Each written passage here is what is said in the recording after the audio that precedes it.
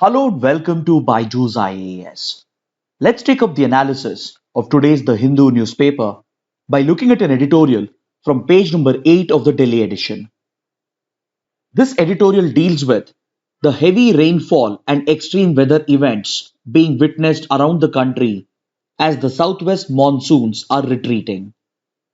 So, the Indian monsoon is an invaluable resource to the country as millions of people are directly dependent on it. But climate change and global warming have clearly led to variations in the pattern and intensity of monsoons, which has increased the frequency and intensity of extreme weather events such as floods, cyclones, cloudburst events, etc. These extreme weather events have been causing enormous devastation across the country in multiple states, and they are responsible for significant loss of life and property as being currently witnessed in the state of Kerala. In the current retreating monsoon season, several states have been witnessing extreme rainfall, including states such as Karnataka, Telangana, Odisha, West Bengal, and even some of the northeastern states. In the last few days, heavy rainfall has been reported in Madhya Pradesh, Odisha, and parts of Rajasthan and Uttarakhand as well. And across the country, this is translated to significant loss of life and property.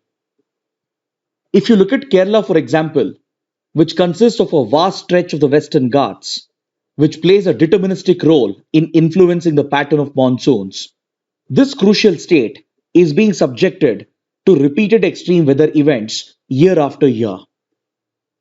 In 2018 and as well as in 2019, we saw the devastating impact of floods and landslides in Kerala, and we have even been discussing these topics in detail over the last 2 to 3 years. In this context, the editorial argues that such extreme weather events are a reality and they are here to stay as the global weather patterns are being altered by climate change and global warming.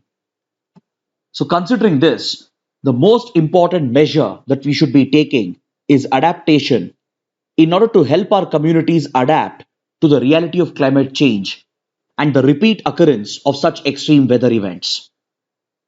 According to the editorial, the responsibility for such adaptation measures largely lies with the state governments, and the best solution that they could implement would be to strengthen our natural defenses against such extreme weather events. This includes protecting and preserving the integrity of our rivers and mountains, which play a definitive role in influencing rainfall, floods, and other such related phenomena. Again, if you take the example of Kerala, there are key lessons to be drawn from the floods of 2018, 19, and 2020 because it was clearly established that the massive flooding seen in the state was a direct result of the deteriorating health of the rivers in the state and the encroachment of the river drainage basin by illegal construction. This has reduced the water carrying capacity of the drainage channels, thereby resulting in massive floods during seasons of heavy rainfall, as the drainage basin fails to accommodate the excess water.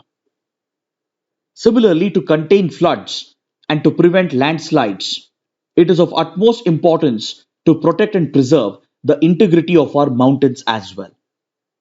In states like Kerala, key mountain systems such as the Western Ghats have been degraded due to exploitative economic activity such as mining, large scale deforestation and degradation, and unplanned and unsustainable construction activities in the hilly areas. As of now, states are only taking ad hoc short term measures to contain the impact of such disasters. For example, the Kerala government, unlike the previous years, has been proactively monitoring the water levels in the dams and has even been releasing sufficient quantity of water in anticipation of heavier rainfall in the coming days. For this purpose, it has even created a special panel to ensure that the mistakes of the last few years are not repeated this year. But however, such water management practices based on early warning and forecasting will not provide a long term solution because it is just an ad hoc short term solution. So it is an ecological imperative to promote long term adaptation, and a beginning could be made by drawing lessons through the warnings that were issued by the Madhav Gadgil Expert Committee on Western Ghats, which was established with the Ministry of Environment, Forest and Climate Change to provide recommendations for the creation of eco-sensitive zones in the Western Ghats. This committee, headed by Madhav Gadgil, was known as the Western Ghats Ecology Expert Panel, and the Madhav Gadgil Committee submitted its final report to the Government of India in 2011. In this report, the Madhav Gadgil Committee adopted a pro-environment stand and highlighted the serious threats posed by encroachments of riverbeds and by rampant economic activities in mountainous areas. Based on these warnings, it had recommended the creation of a three-layered eco-sensitive zone around the Western Ghats in order to protect the sensitive ecology of the Western Ghats and to preserve the integrity of the rivers and mountains which constitute the Western Ghats. So it is becoming an imperative to guide our development policy in a nature-friendly manner based on such scientific findings. Especially in the hazard-prone areas, it's very important to come out with accurate hazard mapping so that all developmental activities are planned and appropriate decisions are taken according to the hazard and vulnerability profile of a region. This applies to not just Kerala and the Western Ghats region, but also applies to the Himalayan region, which is also becoming increasingly vulnerable to such extreme weather events, as states such as Uttarakhand and Himachal Pradesh are frequently reporting glacial lake outburst floods, cloudbursts, and landslides. So our best defense against the changing pattern and intensity of monsoons is to preserve and protect our natural defenses and to make them resilient. And this responsibility largely lies with the state governments. Now let's look at a column from page number 9, in which the former Union Minister Manish Tiwari makes a case for a new socio-economic caste census. According to him, India needs a new caste census in order to achieve true social upliftment of the weaker and marginalized classes by designing new intervention strategies based on the findings of the caste census, so that the emancipated groups or the weaker marginalized groups who are still at the bottom of the social ladder can be socially uplifted. See, India's constitution makers, who were part of the Constituent Assembly, envisioned the Indian Constitution as an egalitarian document which would push the Indian society towards a modern egalitarian state where all forms of inequality could be erased, particularly the caste divide in the Indian society. That's the reason why, in the preamble itself, the constitution makers included the principles of justice and equality to guarantee social justice, economic justice, and political justice, along with ensuring equality of status and opportunity. These principles in the preamble have been further taken forward and enshrined as fundamental rights under various articles that have been listed over here. Article 17 provided for the abolition of untouchability, because the oppressive caste system of the Indian society has been the biggest bane which was preventing India's progress towards an egalitarian society. For centuries together, the lower castes, and particularly the Dalits, have been oppressed by the upper castes, and to break these shackles, such provisions were included as fundamental rights in the Constitution. Then Article 23, which prohibits the trafficking of human beings and forced labor, and Article 24, which prohibits child labor, were also included to protect the lower classes, as they happen to be the biggest victims of trafficking and forced labor. Then, of course, we have Article 14, which provides for right to equality, and Article 15, which prohibits the state from discriminating on the grounds of religion, race, caste, sex, or place of birth. And finally, Article 16 guarantees equality of opportunity in matters of public employment. So such egalitarian principles were enshrined as fundamental rights, primarily to guarantee the social upliftment of the weaker and marginalized classes. Then under Part 16 of the Constitution, which contains special provisions, affirmative action was included or reservations were provided for the scheduled castes, scheduled tribes and Anglo-Indians in legislatures. This was to guarantee fair representation to the oppressed communities, but this special provision was initially extended only for a period of 10 years. But subsequently, governments have amended the constitution to extend this reservation in legislatures to the SCs and STs. Then we also have Article 335 in the constitution, which provides for reservation for SCs and STs in public employment.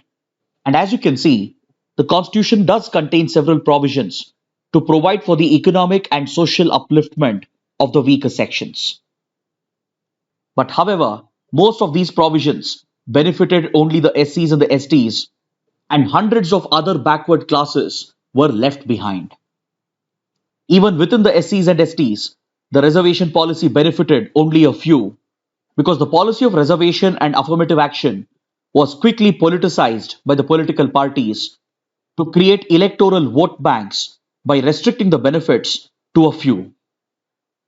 So, to extend social justice to the other backward classes, there was a strong demand in the 1980s to apply reservation to the OBCs as well.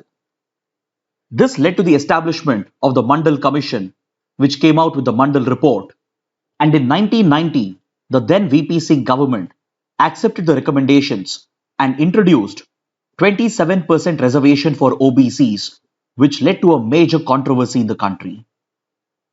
With the introduction of this 27% reservation for OBCs, the total reservation went up to 49.5%, as the 27% reservation added to the existing 22.5% reservation, which had been earlier given to the SCs and STs.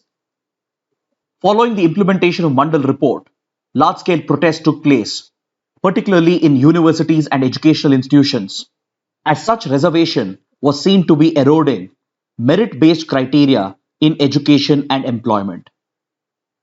This reservation given to the OBCs was even challenged at the Supreme Court, and in the landmark Indira Savani case, the Supreme Court upheld the 27% reservation given to the OBCs.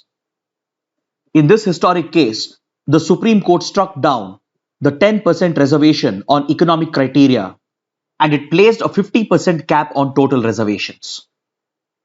One of the most important outcomes of the Indira Savani case was that the Supreme Court recognized that caste can actually be a social class, meaning lower castes tend to have a weaker social status as compared to the upper castes. But in order to ensure that the benefits of this reservation reaches only the deserving, the Supreme Court came out with the concept of creamy layer in order to ensure that those who were socially and economically well off within these backward and lower classes do not unfairly corner the benefits of reservation. But however, despite the far-reaching social benefits of providing such reservation to OBCs, the policy of reservation quickly became a political tool to mobilize the electorate and to further strengthen the vote banks of political parties. This even led to an adverse consequence where the dominant castes, especially the ones which were socially powerful and upwardly mobile, they started making similar demands, some of which continue to persist even today. So what we can learn is that while the policy of reservation and affirmative action might have its downside, there is no arguing on the benefits of reservation in providing social upliftment to the weaker castes, which have faced centuries of discrimination and oppression. It is in this context that the writer makes a case for a caste census, so that we can create an empirical database with regard to the extent of social and economic backwardness of each caste in the country. If such scientific and verifiable data is available on each caste, then it could be possible to extend reservation beyond 50% as recognized by the Supreme Court. Currently, a few states like Tamil Nadu have breached the 50% reservation cap without providing valid justification on the social and economic backwardness of those communities. But it could also be argued that if reservation is extended beyond 50% based on a caste census, then what about merit? Won't the general category and merit-based system suffer if reservation is extended beyond the 50% cap laid down by the Supreme Court? To this, the writer says that a modern state can be built only when the society is a mix of social inclusiveness and meritocracy. To truly transform the Indian society into an egalitarian society, we need a fine mix of social inclusiveness, where social upliftment is given through reservation to the genuinely backward classes, while parallelly promoting the merit based system. It is in this context that the caste census becomes an imperative, and in fact, the previous central government had conducted one such exercise in 2011. The then UPA government carried out the socio-economic caste census, but the complete data is yet to be released by the Government of India.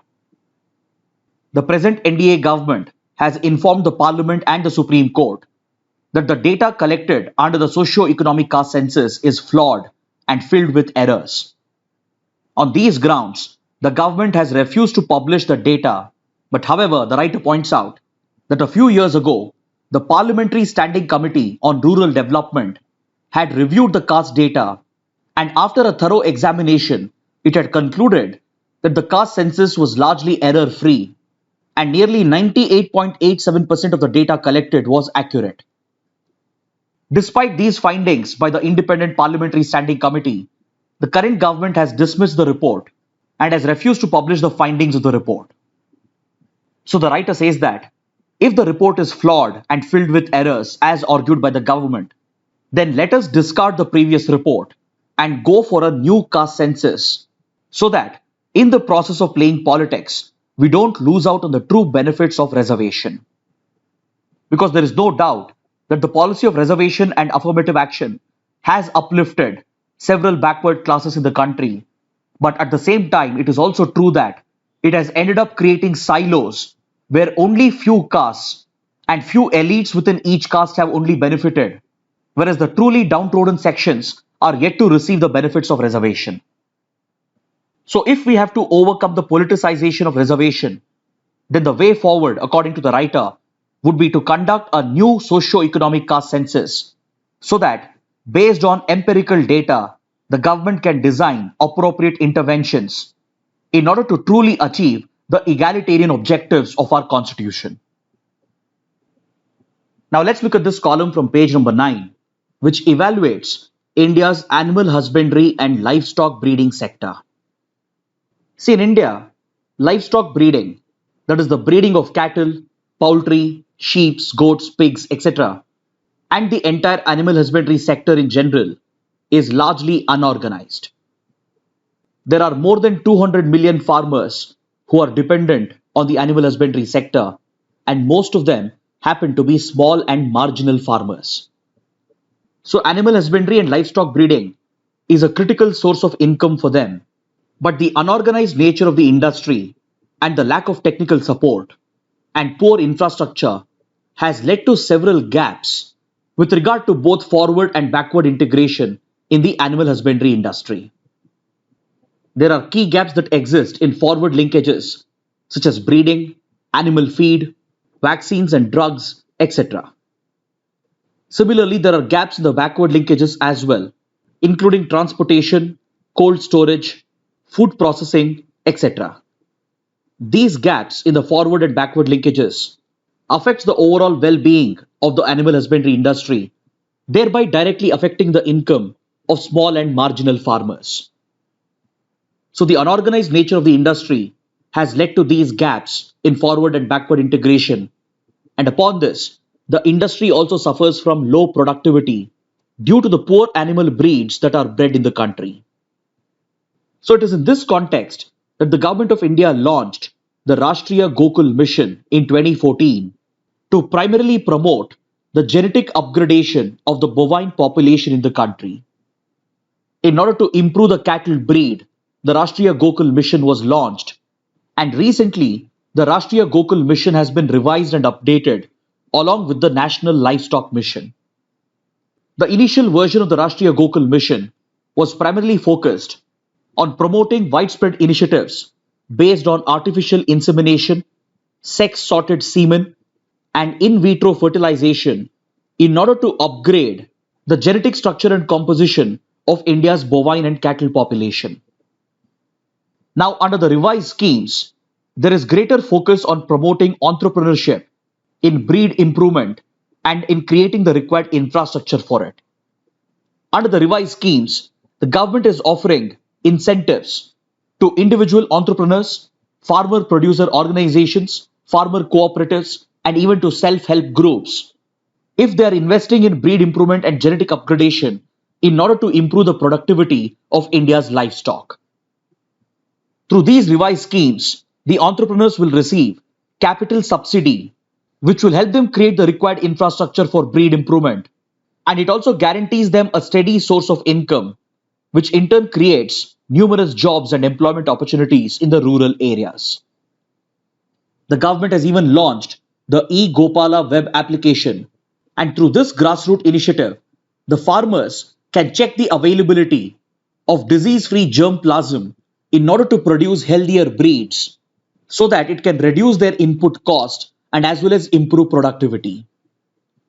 The revised version of the National Livestock Mission has similar provisions for promoting poultry entrepreneurship and for promoting breed improvement for sheep, goats, and pigs as well. So, the writer, who is the Secretary of the Ministry of Animal Husbandry and Dairying, hopes that these revised schemes, that is the Rashtriya Gokul Mission and the National Livestock Mission, along with the Animal Husbandry Infrastructure Development Fund, will help the livestock farmers and animal husbandry entrepreneurs to enhance productivity of India's livestock and to improve the standards of India's livestock and animal husbandry industry. Now let's look at this important article from page number 10, which covers the visit of India's foreign minister to Israel. During this visit, India's foreign minister has rekindled the eternal flame at the Yad Vashem Holocaust Memorial Museum in Jerusalem. This Holocaust memorial pays tribute to the victims of the Jewish genocide that was committed by the Nazis. Since this memorial is in news, it could be important for your prelims exam. So now, let's look at some of the important developments that have taken place during the foreign minister's visit to Israel. The first major development is that both the sides have agreed to resume their negotiations for a free trade agreement between India and Israel. See, since many years, India and Israel have been striving towards a free trade agreement.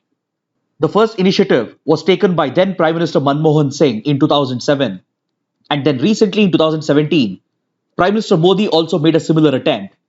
But in both the cases, the talks had fallen apart. Later, the two sides were exploring the possibility of a limited trade deal or a preferential trade agreement for a select list of 200 goods. But even this agreement could not be concluded due to differences in negotiations.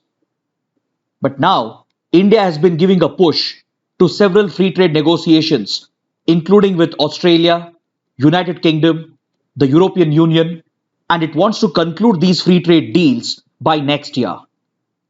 Under the same initiative, India is also aggressively pursuing a FTA with Israel, and both the sides have agreed to resume their negotiations, which had stalled a few years ago. Apart from this, there has been another major development where a quadrilateral talk has been held between India, Israel, United States, and the United Arab Emirates. These quadrilateral talks acquire significance in the backdrop of the Abraham Accords, which were signed last year, which led to the establishment of official diplomatic ties between UAE and Israel with the mediation of the United States. As India enjoys close relations with UAE, US, and Israel, it has held a follow-up discussion on the Abraham Accords, which is seeking greater recognition for Israel by the West Asian countries and the other Muslim nations in the Arab and Gulf region, most of which have not recognized Israel since 1948. So the improvement in relations between Israel and West Asian powers like UAE comes at the right time for India as it is developing deeper interests in the West Asia region. Then apart from this, both the countries have agreed to take forward their cooperation in fighting the COVID-19 pandemic. And since last year, both the countries have worked together with regard to vaccine development, with regard to development of rapid testing, and now both have agreed to even recognize each other's vaccines to provide for the free movement of people between the two countries. Then in another major development, Israel has agreed to join the International Solar Alliance, which was an initiative championed by India and France at the 2015 Climate Change Convention, which was held in Paris. So before this year's climate change convention at Glasgow, where the 26th Conference of Parties is all set to take place, Israel would formally join the International Solar Alliance, which is led by India and France, in order to take forward their cooperation in the field of solar energy and renewable energy.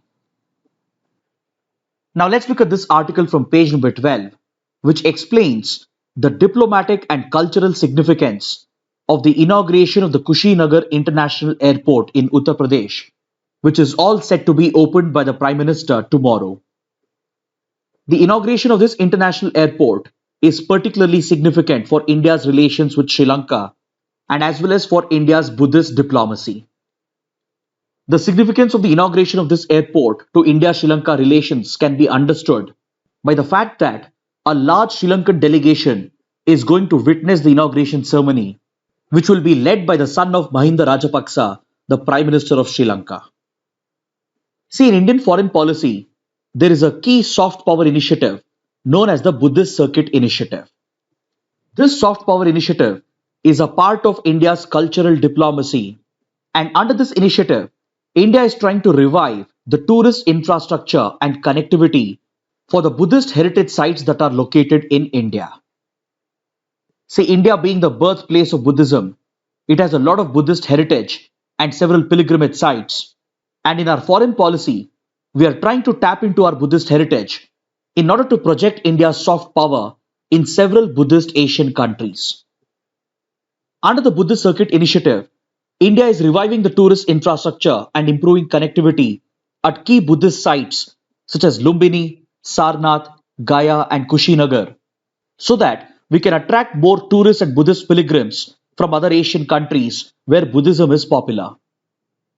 This initiative focuses on several Asian countries, including Sri Lanka, Bhutan, Nepal, and especially on Southeast Asian and East Asian countries such as Japan, Thailand, Taiwan, China, Vietnam, and even on South Korea. This cultural initiative is an integral part of India's Act East policy, and it aims to revive India's Buddhist links with all these countries.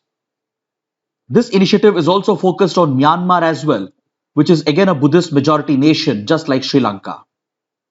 In Sri Lanka, the majority ethnic group are the Sinhalese, and they are followers of Buddhism. This makes Buddhism the most dominant religion in Sri Lanka, and it's only natural for India to exploit its Buddhist heritage to build closer relations with Sri Lanka. All these sacred sites have a lot of religious significance in Buddhism because Lumbini is the birthplace of Lord Gautam Buddha, which today is located in Nepal. Sarnath in Uttar Pradesh is considered to be the place where Gautam Buddha first taught Dharma, and this is where the Buddhist Sangha is believed to have come into existence. Then Gaya, located in Bihar, is where the sacred Bodhi tree is located, where Lord Buddha is said to have attained enlightenment. And Kushinagar in Uttar Pradesh, where the international airport is being inaugurated, is the place where Lord Buddha delivered his last sermon and attained Mahaparinirvana or salvation.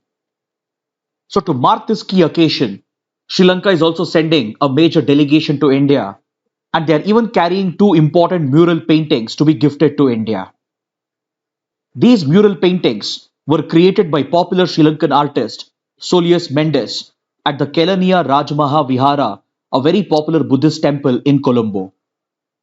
One of the mural paintings depicts Arahat Bhikkhu Mahinda, the son of Emperor Ashoka, who delivered a message of Lord Buddha to the then king of Sri Lanka, King Devanam Piyatissa.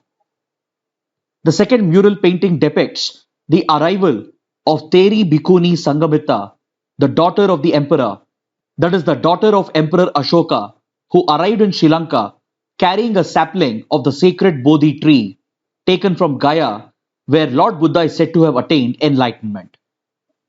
So this development highlights the cultural relations between India and Sri Lanka and comes at a time when India is competing with China for influence in the country and will also help India to correct its image among the Sinhala Buddhist majority, who largely hold India to be responsible for sponsoring the Tamil rebels during the ethnic war of Sri Lanka. So through such cultural diplomacy initiatives, India is aiming to promote its influence in Sri Lanka and to further take forward the close relations with the Sri Lankan government. Now let's look at the mains practice questions. The first question: as heavy monsoons bring in more extreme weather events, states must act to preserve the integrity of our rivers and mountains to mitigate the impact. Examine. The second question: critically evaluate the need for a socio-economic caste census. Kindly write an answer to these questions and post your answers in the answer writing portal, for which the link shall be given in the description box below. So this concludes our discussion for today. Thanks for watching.